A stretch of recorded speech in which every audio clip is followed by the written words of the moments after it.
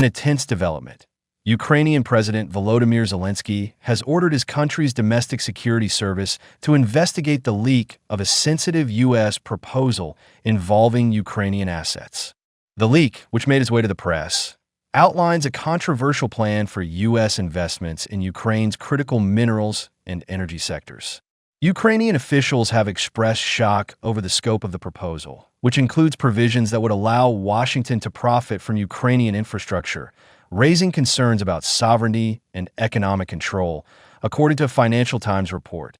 The leak, which was first reported by opposition MP Yaroslav Lesniak, prompted Zelensky to question who might be behind it as part of the investigation.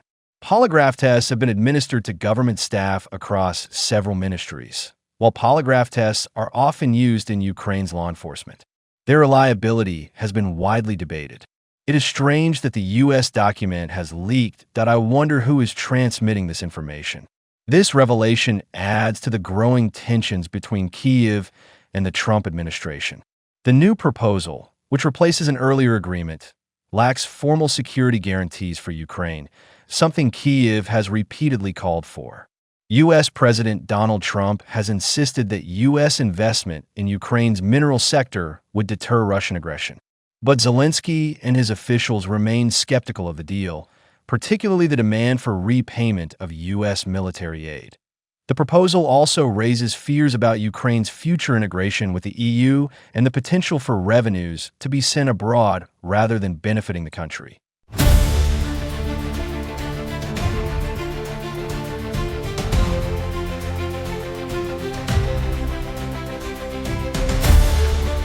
Trump has accused Zelensky of attempting to back out of a crucial deal involving rare earth minerals, a deal expected to be finalized between the two countries soon. Speaking aboard Air Force One on March 31st, Trump warned Zelensky that renegotiating or backing away from the agreement would lead to big problems for Ukraine. Trump's comments follow recent shifts in the terms of the deal, with Ukrainian officials expressing concerns over changes to the proposal that were not initially agreed upon, and the rare earth deal, which involves U.S. investments in Ukraine's critical minerals sector, has become a point of contention. Trump criticized Zelensky for indicating a desire to renegotiate the terms, particularly after an earlier agreement seemed to be in place. Trump also addressed Zelensky's non-NATO ambitions, suggesting that Ukraine's path to NATO's membership was always unrealistic and was never part of the deal. Ukraine, on the other hand, has raised alarms over the new conditions of the proposal, which they argue could undermine their sovereignty and economic independence. The shifting terms of the deal have put Kyiv in a difficult position as Zelensky faces pressure from both the Trump administration and domestic critics. The situation underscores the complexity of the U.S. and Ukraine relationship as they navigate both geopolitical and economic tension. I think he'll be okay. But if he isn't, I was disappointed in a certain way. Some of the things that were said over the last day or two having to do with Zelensky, because when he considers Zelensky not credible, he's supposed to be making a deal with him, whether you like him or you don't like him. So I wasn't happy with that. But I think he's going to be good. And I certainly wouldn't want to put secondary tariffs on Russia, but if they were put on, it would not be very good for them. It's a psychological deadline. If I think they're tapping us along, I will not be happy about it. Do you think they are right now? I don't know. I don't think so. I think he wants to make a deal. And I think Zelensky, by the way, I see he's trying to back out of the rare earth deal.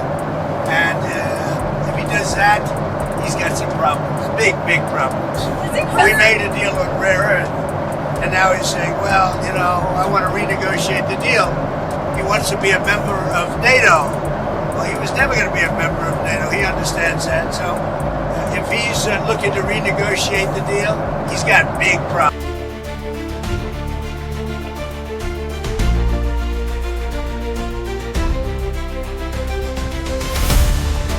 Far-right commentator Tucker Carlson. U.S. Treasury Secretary Scott Bessent criticized Ukrainian President Volodymyr Zelensky for derailing a potentially lucrative minerals deal between Ukraine and the U.S. He got to the Oval Office and blew up what should have been the easiest thing to do in the world. He's supposed to show up, have a press conference, then we're going to have a private lunch. If he had anything on his mind, there were going to be 9 of us, 9 of them in a White House dining room. He could have aired his grievances in. And there's a famous photo in the East Wing ballroom of everything laid out on the table to be signed, and it never got signed. Brazen accused Zelensky of misleading Washington on several occasions regarding the proposed critical minerals deal. The minerals deal between Ukraine and the U.S. is a win-win, but has been thrown off by Ukrainian leadership. It's a genuine economic partnership. We don't make any money unless they make money. And you know who doesn't like that? People with their hands in the till. Russians didn't like the look of this deal because they thought it was actually something durable for the U.S. people and the Ukrainian people. We're expecting a Ukrainian technical team at the beginning of next week, and I'm hopeful we can get this thing signed and go back to a win-win situation. The sequencing has been thrown off, but I think we can fix it. Ukraine, because of various kleptocracy aspects, have been held back. So hopefully with U.S. assistance and President Trump engineering this peace deal, the Ukrainian people can have a better future. Ukraine succeeds. We succeed. And it could be a long-term partnership if this deal works. The aid the U.S. has provided to Ukraine could end up being a small change. Zelensky lied to our faces 3 times about signing the agreement, which would grant U.S. companies access to Ukraine's rich deposits of strategic minerals.